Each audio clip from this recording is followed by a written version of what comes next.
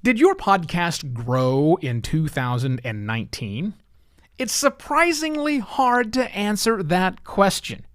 And the answer might be a lot less meaningful than you imagine. Luckily, there is a way out.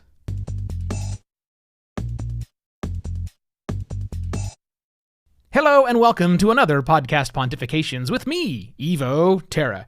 Happy 2020, everyone! Thanks for letting me take a break. For those of you that noticed that I was gone, I was gone.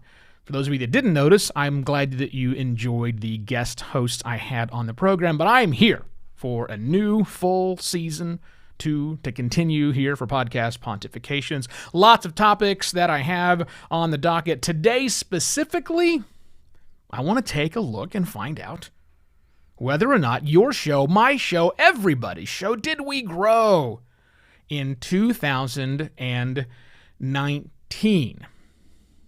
Now, as I said at the beginning, that's a hard number to track because what do we actually track when we're talking about growth in a podcast? We can't really track subscribers. I mean, we can, but surprisingly, most of our podcast hosts don't make it easy to tell us how many people have picked up our various podcast RSS feeds. That's probably the primary feed and the one that goes to Spotify, and maybe a handful of other ones. They don't report that to us. But even if they did report that to us, it's not all that meaningful. Because as you know, or as you should know, or as I'm about to illustrate to you, a lot of people don't subscribe to podcasts.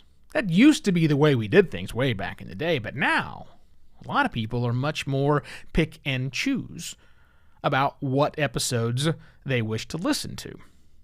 And subscribing isn't the primary, or isn't a way that the majority of people might listen to your content. They might.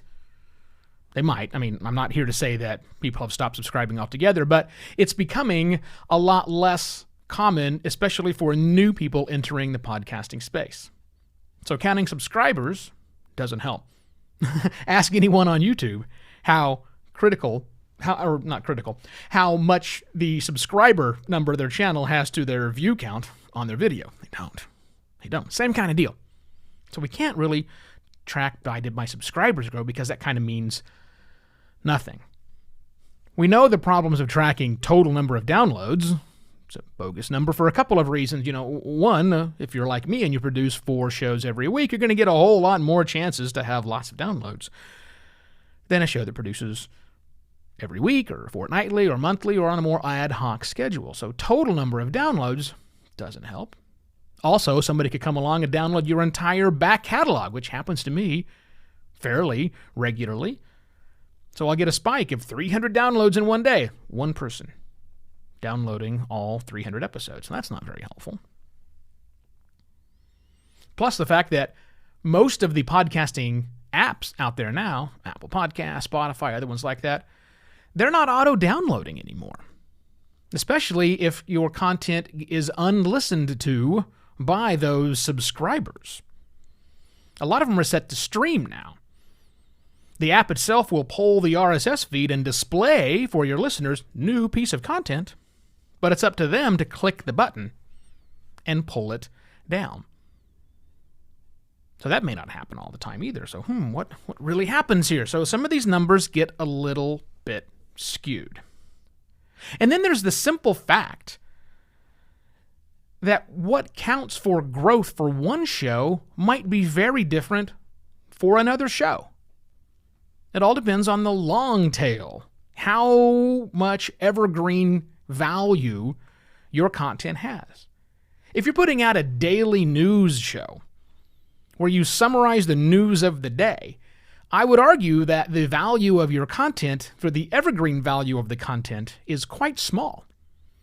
But if you're doing a much more in-depth thought piece, very different.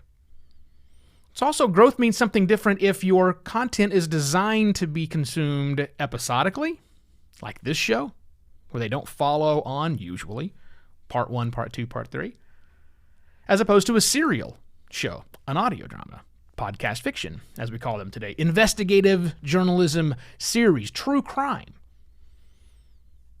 Those are just consumed differently by people. So did your show grow in 2019? You might have a hard time answering that question. I can answer the question for me. Yes, it did. How much? Well, that's a little weirder. If you'll notice the artwork of this particular episode, and I'll have a link in the in-app episode notes as well as on the blog post for the episode, I'll put a link to a chart that I put together that shows how my show did grow. Now, here's how I tracked it. I looked not at daily downloads, which you might be tempted to do, not at total downloads, but I looked at each episode produced in 2019. And then I got two pieces of stats, which I couldn't get from my podcast hosting company. You probably can't either, but maybe you can. I then looked at per podcast episode produced. I looked at 7-day downloads, so that's the total number of downloads that episode received after 7 days of it being published. And then I looked at it after 30 days of being published. And again, my hosting company, Libsyn, makes it, well, they don't provide that information. They just don't. They don't give you 7-day and 30-day download numbers. Their choice. I'm assuming your podcast hosting company likely doesn't either. So to get that data, I used Chartable. No, this is not an ad for Chartable. I like Chartable. I use it for all of my clients. They didn't pay me to say these nice things. But I use Chartable, and I give Chartable my login information from my hosting company, Libsyn. And Chartable then goes in and grabs the data from Libsyn and does a much better job, of displaying that information. And they give me the 7 and the 30-day numbers. And I just chart them out.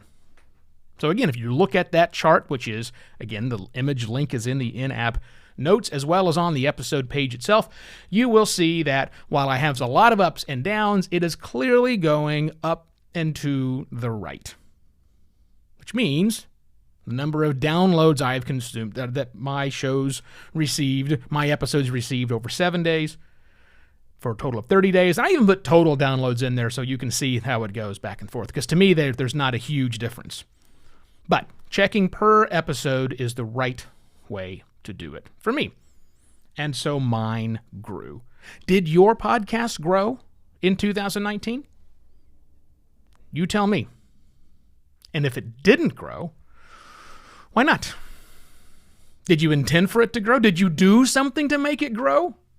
We'll get into some of those topics a little later on. Not into this particular episode, but later on in the show. A lot of people think that putting a podcast out is going to cost it to grow. It won't. It won't. You got to do some things. You got to measure those things to make your podcast grow. But first off, let's find out. Take a look. Now's a good time. It's the beginning of 2020. Go back, pull all of your stuff for 2019 to find out, did your episode grow? I want to hear about it. Now, as we come to the close of the program, two things for you I would like for you to do. One, if you have nice things to say about me, I got a new cool service that you might have heard of. I talked about it during the break. It's called Rate My Podcast. All you got to do is go to ratemypodcast.com/podpont, because podcast pontifications is too hard to spell. Again, ratethispodcast.com. I think I said my earlier. Ratethispodcast.com/podpont. Give me a quick rating. It actually is pretty cool. Try it out. See how it works. And if you think the information I have is of value, you can still buy me a coffee. Buymeacoffee.com/Evo Terra. Yeah, that makes me very happy. I shall be back tomorrow with yet another podcast Pontifications. Cheers.